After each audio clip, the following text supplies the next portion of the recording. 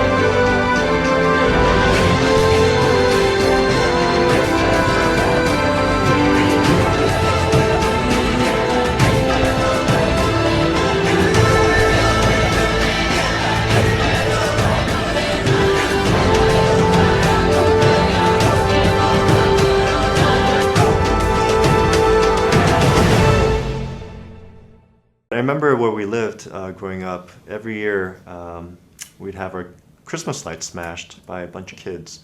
And then one time they TP'd our house, and another time they spray painted racial slurs on the street outside of our house. And I remember getting angry. And I wasn't so angry that I was a victim of discrimination, but I was more angry that they were so ignorant that they didn't even get the racial slurs right. And to me, that really kind of underscored not so much what I consider to be hatred, but a real ignorance or lack of understanding. You either learn about people in one of two ways, through direct interaction with them, or vicariously through what you hear and what you see, often through the media. For a lot of people in this country, there are still communities where there's not a lot of diversity, so you don't have that direct interaction with them. But everyone watches TV, everyone watches movies, and that's why I think media is such a powerful platform and a tool for educating people, challenging them, and getting them to think in different ways. And that's why ultimately I went on Survivor. But for me, I think that's just a very small step. What I hope to see is more depictions of Asian Americans and roles that depict Asian Americans as three-dimensional people and as real Americans. Last year, Yul Kwon became the first Asian American champion on Survivor. He's the son of South Korean immigrants, and by the time he auditioned for Survivor, he'd earned degrees from Stanford and Yale. We talked recently.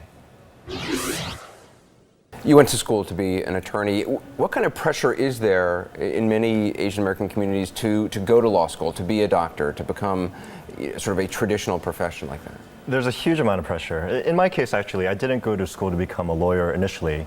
My dad wanted me to get a PhD in something really hard like math or physics. And he was actually very disappointed when I didn't go for that and went to law school instead. Are you serious? He was disappointed when he became a lawyer? Yeah, wow. No, my parents came from a very different culture. So they grew up in the aftermath of the Korean War. And for them, academics was a key to getting out of poverty and to having success. So when they immigrated to this country, they basically wanted me and my brother to study all the time. I think my parents were concerned to some extent that we might face discrimination in this country. So they didn't want us to pursue a career path where our success would be dictated by our social skills. They wanted us to do something where we could produce objective, quantifiable results like science or engineering. How did your parents and many parents from that generation define success? I think success is defined monetarily, but in a lot of Asian cultures, social status is also very key. And what sort of professions were taboo? Well, my parents always taught me that smart kids got PhDs and became professors, dumb kids dropped out of school and became politicians, or worse yet, actors. So in my case, when I went to law school and told them I wanted to get involved in political activism, they were mortified. And when I told them I was going to go on a reality show, my dad almost had a heart attack. Now that you've won Survivor, does he feel differently? He does. I mean, he was concerned because he thought I was throwing away my career and all the schooling. He didn't understand why he would come to this country to give opportunities for me and my brother and had flushed it down the toilet.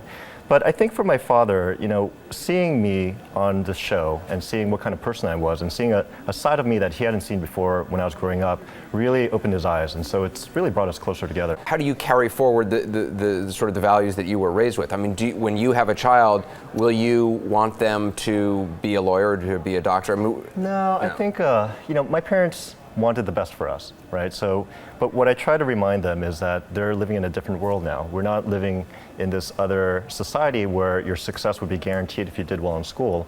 In this country, I mean, it's important to study hard and to have academics, but how far you get in life often depends on the connections that you have, the relationships you have with people. And that's why, you know, a lot of Asian Americans hit the glass ceiling, because they focus on their functional areas, but they don't develop the broader network they need to get ahead. You talked when you were on Survivor about trying to be out in the public eye to kind of change stereotypes of Asian Americans. Right. What do you think those stereotypes are? I think the perception is that Asian Americans, especially Asian American men, are math geeks. They lack social skills, they lack leadership skills. Either that or they're kung fu masters, you know, who could kick butt, but they can't speak English.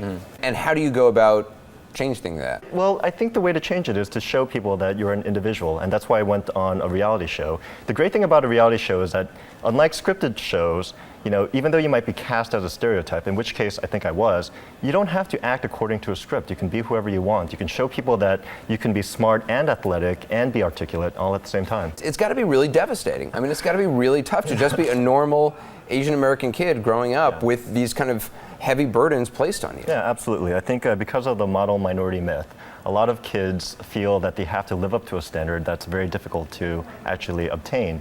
And so it's exactly the dilemma that I think a lot of kids face, which is like, hey, I'm supposed to be smart. Everyone expects me to be smart, but if I'm not doing well in school, then what am I? Yul Kwon, it's fascinating. Appreciate you being on the program. Absolutely. Thanks.